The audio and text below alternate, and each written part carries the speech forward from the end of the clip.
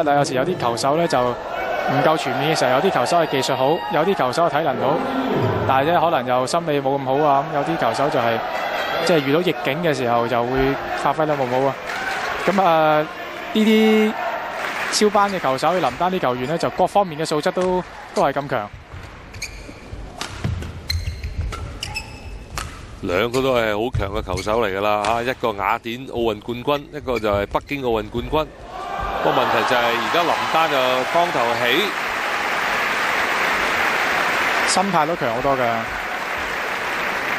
哇！真係搓得幾靚，落到下手冇辦法啦。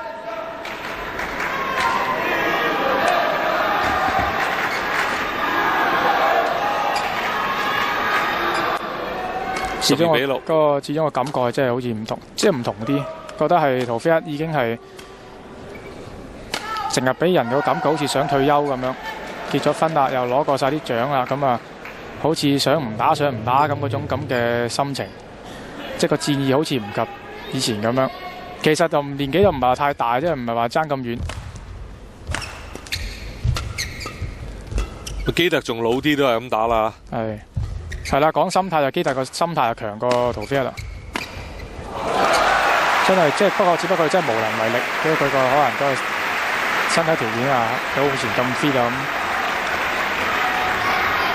咁。13-6。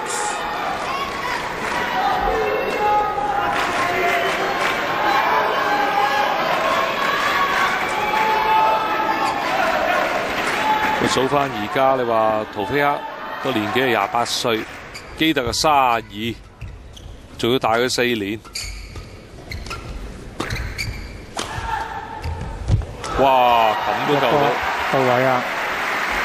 個波起得都算夠後。而林丹佢你見睇而家通常都係啦，能力強嘅球手都係一防守嘅時候咧，企得好後嘅，即係後過中間啲，因為上網能力強啊，唔介意自己防守嘅時候個。屬於偏向防守狀態嘅時候，個位置企得後。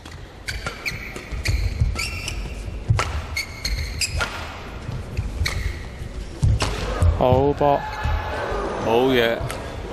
哇，好精彩！頭先個滑板精彩啦，林丹，好少見佢打呢啲咁嘅慢調啊。15-6。非常之 fit 嘅，腳真係好有力，即係個場四處跑，好似好輕鬆唔使力咁嘅。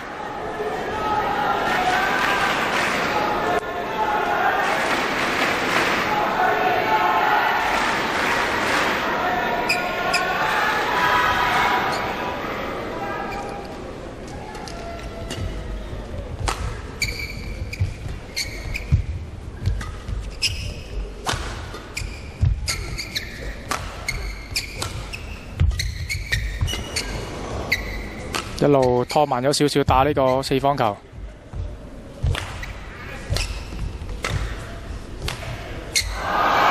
變咗陶菲克唔夠耐性喎，喺個拉吊嗰度一啲優勢都冇，陶菲克真係。其實林丹已經慢咗落嚟速度，即係都係先揾機會慢慢喺度拉緊多拍。見陶菲克好似俾唔到自己太大嘅壓力嘅佢進攻，所以呢消耗下對方體力先，拉一拉先。但係呢個時候反而陶菲克更加失誤多。17-6。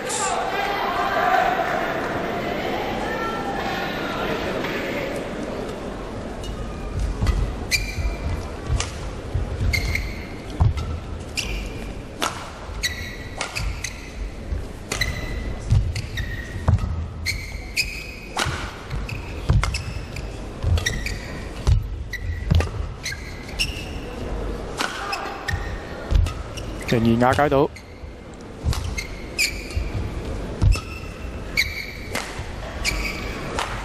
好輕鬆啊！見林丹真係防得，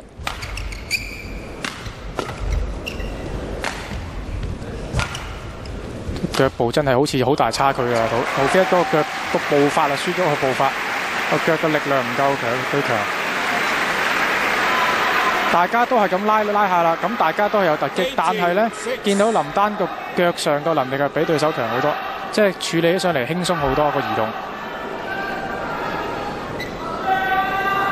見到係陶菲係有啲吃力嘅個步伐嘅移動係。個林丹已經一口氣咧直落攞8分㗎啦，大勢已去㗎啦，一局就冇㗎啦，19-6啦。19-6.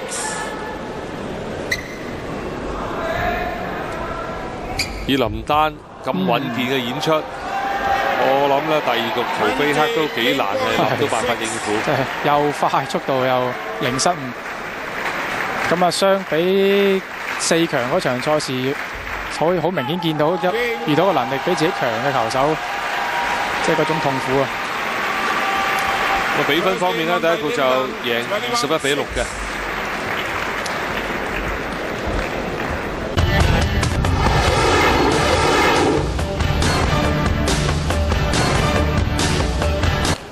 咁大家差唔多實力夠，但係同樣都係對住林丹咧，林丹就可能會對陳金會惡打啲喎，對住岑龍會惡打啲喎。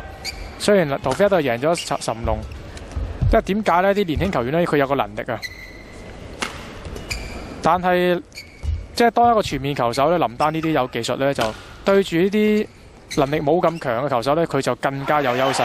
對住陶菲克啲球手打鬥技術，佢就唔驚你啦。如果對能力對手能力唔夠強。但係你岑龍嗰啲咧，雖然唔夠陶菲克打下，但係咧對住林丹可能會就好翻少少啦，因為佢起碼即係跑得有個能力喺度。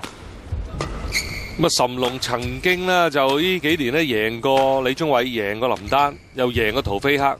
不過今次喺8強咧就輸翻俾陶菲克啊！但係陶菲克贏佢都贏得算辛苦㗎，打2局波，贏22-20，贏21-15，都打咗成50分鐘㗎，2局波都。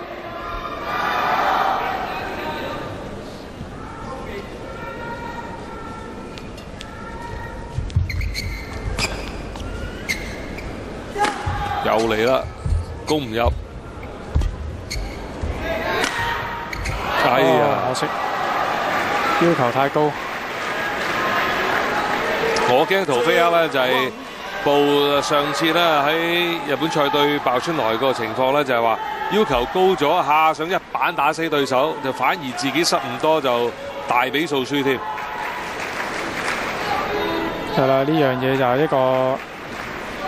要衡量到呢個問題係要好講你一個好正面嘅心態。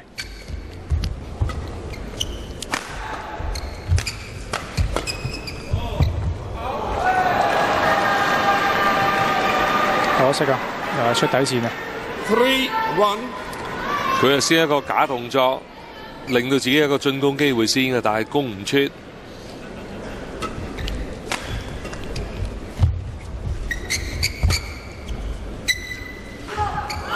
好勁！有咩辦法咧？總言之，挑起咧就攻唔，即係一攻咧就攻入㗎啦，真係冇得擋。暫時我都諗唔到啲咩辦法，真係冇乜辦法，純粹係嗰個實力係根本係唔係爭級。跳到咁高，拉晒腰，重劈落嚟，哇咁鬼行，點頂咧？4-1。同埋主要係嗰個拉吊嘅過程嗰個差別都幾大嘅拉吊。今次終於就算係林丹嘅失誤啦，呢個波係反手打到咁曳。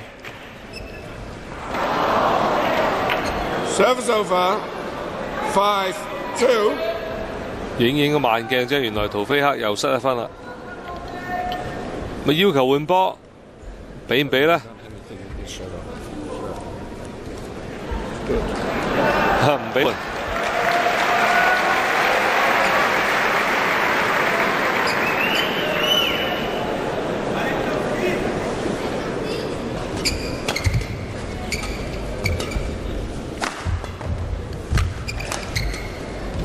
咁通常就要換波啦，對方嘅球員唔肯換先問球證啊。不過又好似唔見阿陶菲克反對換波。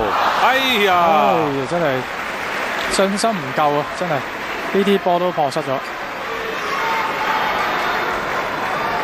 上到嚟㗎啦，已經嚇。即係你。